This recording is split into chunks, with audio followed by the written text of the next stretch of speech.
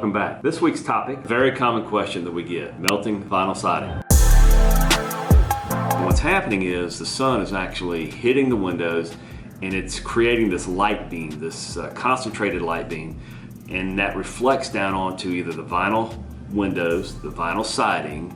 We've even seen plastic on cars get melted, AstroTurf.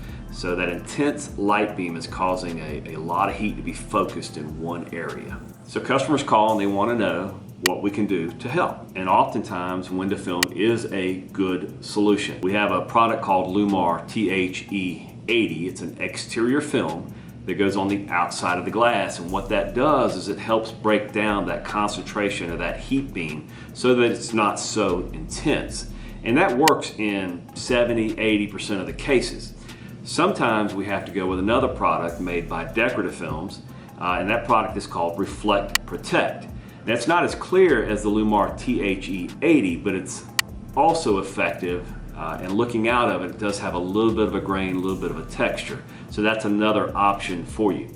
In some cases, when window film is not an option, you're kind of running out of luck. One of the other things that you can do is you can actually add screens to the exterior of your home.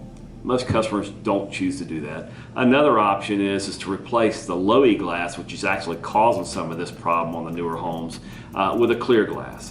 And then after that, you're really kind of out of luck. So window film does cover about 80–90% of it.